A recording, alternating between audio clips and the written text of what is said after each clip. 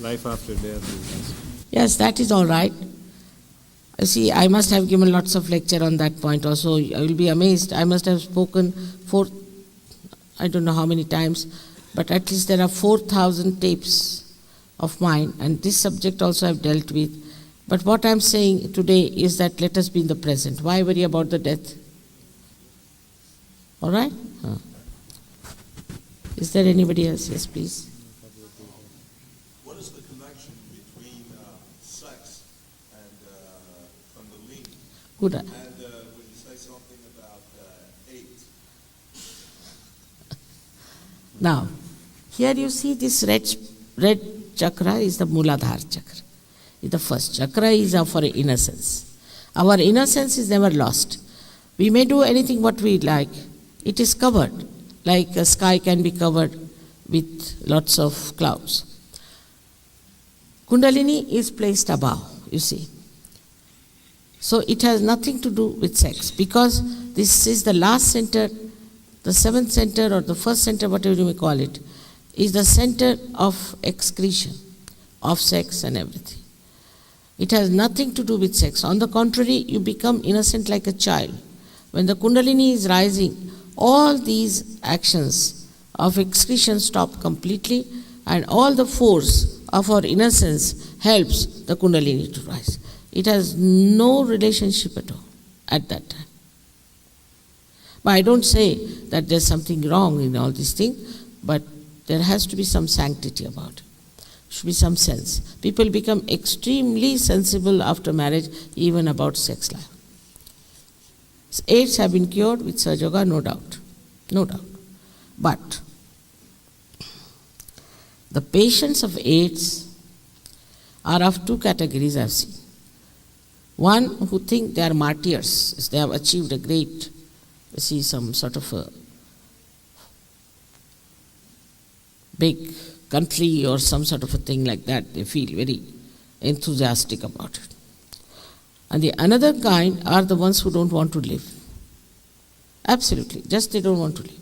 So there are two types of people who suffer from AIDS mostly. Very few you find they are in between. So we got hold of 5 of them somehow in Australia. Out of them, one was a married couple who got all right, and one fellow who got all right. This is 9 years back. He's still all right. But 2 of them again went to some funny habits, or I don't know what they did.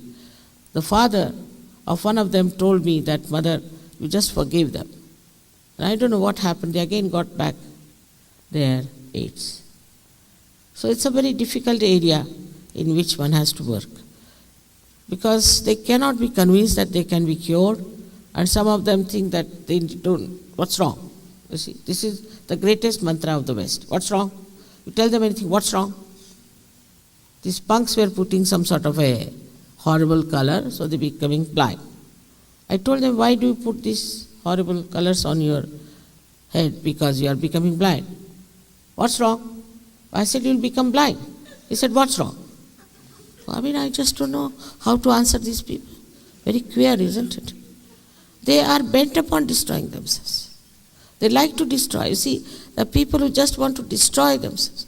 I don't know from where this idea of destruction has come, instead of constructing yourself, enjoying life, anything, looking to higher goals. They always see to something filthy, dirty, something that is absolutely inhuman, subhuman. I don't know how these tendencies have grown. Cancer, of course. Many types of cancers have been cured. We have blood cancer. Some of them were told that you will die within 1 month's time, because doctors, are honest and they give a certificate. You are going to die after 1 month. This happened with one gentleman, at least 8 or 9 years back. He's still all right. And there are 3 of them like that who are perfectly all right. There's so many who have been cured, so many. So this cure takes place. But also, if you see, if God has any common sense, why should He cure people who are not going to give light? Most of them, they want to get cured and get lost. They are cured to give light to others. We don't repair lamps which are not going to give light. But in compassion, I think God does that. Yeah,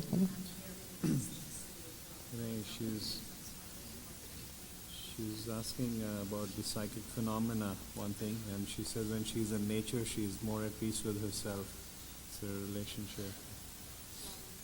That's, you see, nothing so great. If you are in nature, anybody can feel peaceful. It's like when you have everything fine, you enjoy it, isn't it? But when you are in Philadelphia, you should feel peaceful. Or in New York. It's also more difficult. मेरे तो सुना ही नहीं देते इनकी भाषा. कुंडलनी जागरण होता है तो स्टेट में हमेशा रहती है या? That's a good question. You see, it is like a connection, as I said. Some people, once they get connection, they are connected. And they grow faster and faster. But some people have a loose connection also. So it's best is to get your connection done properly. You see, in India, everybody says to each other when they wish Hare Krishna or Hare Ram. Are they all going to go to God? Just understand. These are words.